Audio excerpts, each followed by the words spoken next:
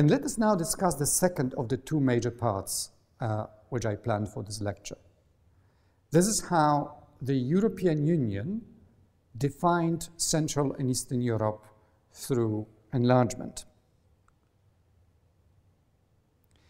The most important thing to discuss in this part of the lecture is the political decision on enlargement.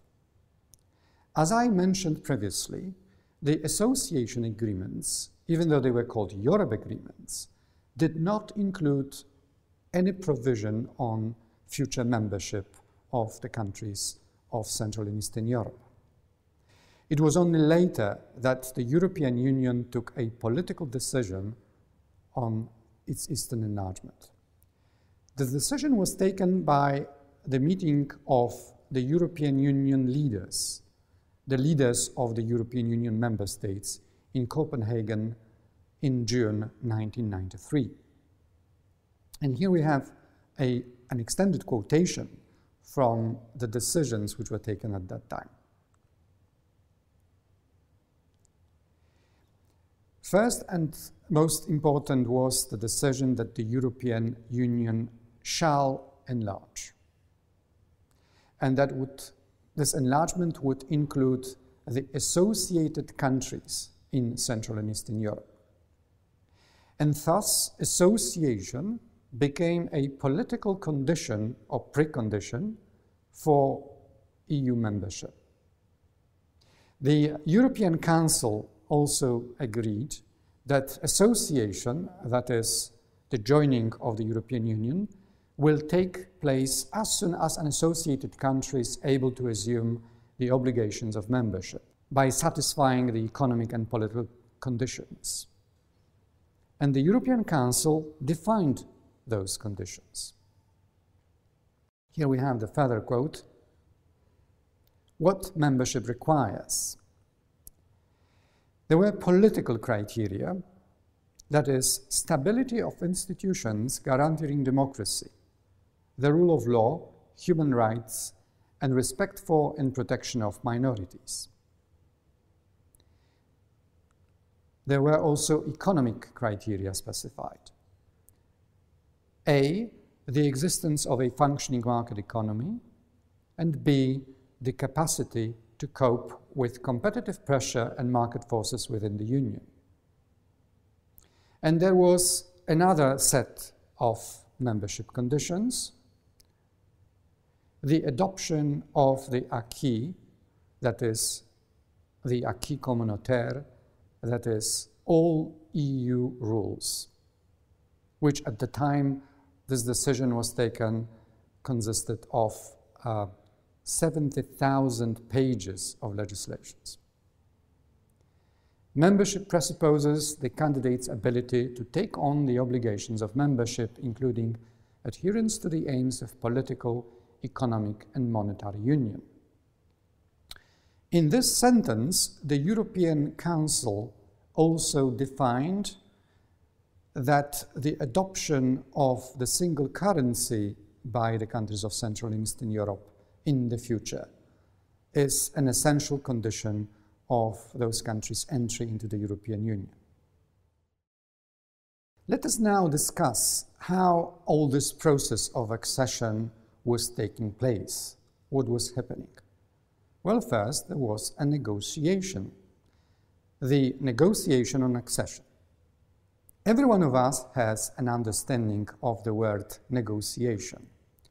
Let me show you a definition which I swapped from my wedding present.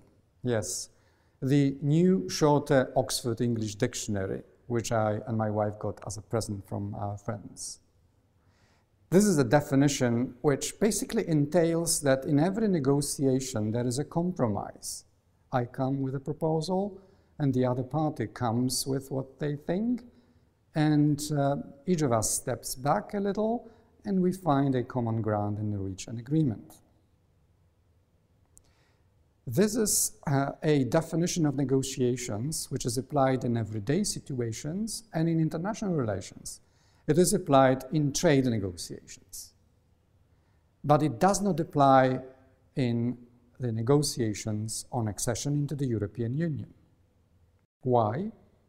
Well, the European Union membership is about the adoption of the acquis communautaire as a whole. At least that was the case for Central and East European countries. So then, what can be negotiated? There are four aspects of what can be negotiated. First, and the most important, is the number, length, and nature of the so-called transition periods. That is, the periods which the country which is becoming a member will be able not to apply certain rules of the Union. But that's only a certain period whose length needs to be negotiated. And also the number of those things which might not be applied at once should be negotiated. The European Union minds that the number of those rules in which transition periods are applied is the smallest, and also that their length is the shortest, and also that the transition periods do not concern the most important aspects of the EU's functioning. The three other things which are or can be negotiated is the amount of the contribution, the financial contribution by a new member state to the community's budget.